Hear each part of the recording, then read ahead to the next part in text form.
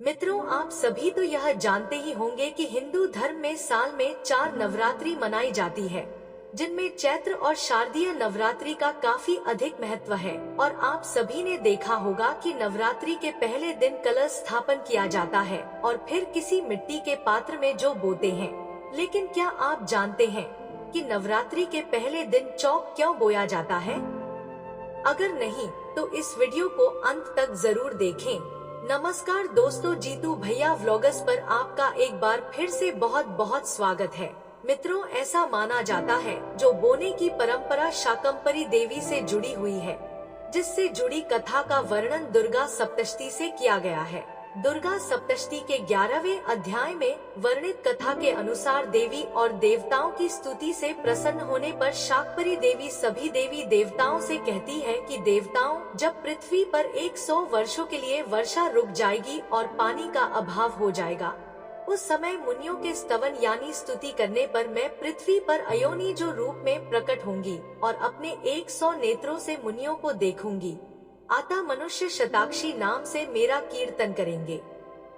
देवताओं उस समय में अपने शरीर से उत्पन्न हुए शाकों द्वारा समस्त संसार का भरण पोषण करूंगी और जब तक वर्षा नहीं होगी तब तक वे साग ही सबके प्राणों की रक्षा करेंगे।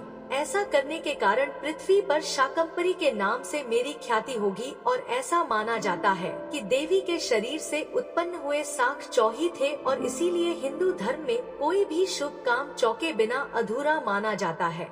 साथ ही यह भी माना जाता है कि सृष्टि में सबसे पहली फसल जौ ही थी और यही वजह है कि जौ को हिंदू धर्म ग्रंथों में पूर्ण फसल की मान्यता दी गई है।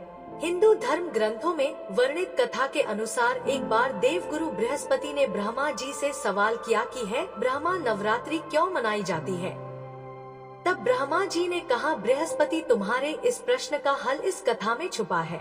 बहुत साल पहले मनोहर नगर में एक अनाथ ब्राह्मण रहा करता था, जिसका नाम पीठ था। वह देवी दुर्गा का बहुत बड़ा भक्त हुआ करता था। युवा होने पर उसकी शादी हुई और फिर कुछ दिनों के बाद उसकी पत्नी ने एक कन्या को जन्म दिया, जिसका नाम सुमति रखा गया।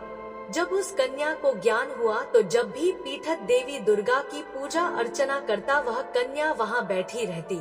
लेकिन एक दिन वह कन्या देवी दुर्गा की पूजा में बैठने की बजाय अपनी सहेलियों संग खेलने चली गई। यह देख पीठत अपनी पुत्री पर क्रोधित हो गया। उसके पास जाकर कहने लगा, आज तुमने माँ दुर्गा की पूजा क्यों नहीं की? इस अपराध के लिए मैं तेरी शादी एक कुष्ठ रोग से ग्रसित युवक से कर दूंगा। पिता की बातें सुनकर सुमित को बड़ा दुख हुआ, लेकिन वह अपने पिता से बोली, पिताजी, मैं आपकी पुत्री हूँ और आप जैसा चाहे वैसा कर सकते हैं।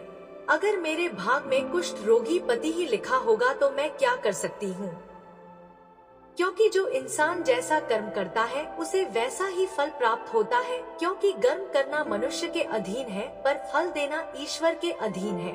अपनी पुत्री सुमति के मुख से ऐसी बातें सुनकर पीठत का क्रोध और बढ़ गया और इसी क्रोध में आकर उसने कुछ दिनों बाद अपनी कन्या का विवाह एक कुष्ठ रोगी से कर दिया। के बाद जब सुमति अपने ससुराल को जाने लगी तो पीठत ने कहा कि बेटा, अपने कर्मों का फल भोगो। देखिए भाग्य के भरोसे रहकर क्या करती हो। पिता की बातें सुनकर सुमति सोचने लगी, क्या सच में मेरा भाग्य इतना खराब है जो मुझे कुष्ठ रोगी से ग्रस्त पति मिला? फिर वह अपने पति के साथ वन में चली गई और फिर अगले दिन देवी दुर्गा सुमति के सामने प्रकट हुई और बोली, है पुत्री, मैं तुमसे प्रसन्न हूँ और तुम जो चाहो वह वरदान मांग सकती हो। तब सुमति बोली कि हे देवी, आप कौन है? मैंने कहा, आपको आज से पहले कभी नहीं देखा। तब माँ दुर्गा कबूली, है पुत्री, मैं आदि शक्ति भगवती हूँ और मैं तुम्हारे पूर्व जन्म के पुण्य के प्रभाव से प्रसन्न हूँ। देवी दुर्गा की बातें सुनकर सुमति ने कहा, माँ, मैं पिछले जन्म में कौन थी?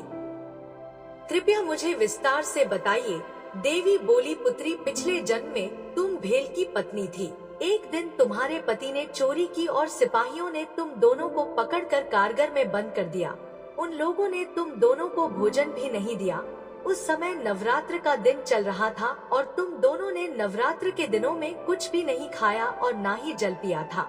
जिस कारण अनजाने में ही सही लेकिन तुम्हारा 9 दिनों तक नवरात्र और ना ही जल पिया था, जिस कारण अनजाने में ही सही लेकिन तुम्हारा 9 दिनों तक नवरात्र का व्रत हो गया और उसी व्रत के प्रभाव से प्रसन्न होकर मैं तुझे यहाँ वरदान देने आई हूँ। तब सुनती बोली, हेमा अगर आप मुझे कोई वरदान देना चाहती है तो मेरे पति को कोढ़ से मुक्त कर दीजिए। तब माँ दुर्गा ने कहा, पुत्री नवरात्रि के एक दिन का पुण्य तुम अर्पण करो, तुम्हारा पति निरोग हो जाएगा।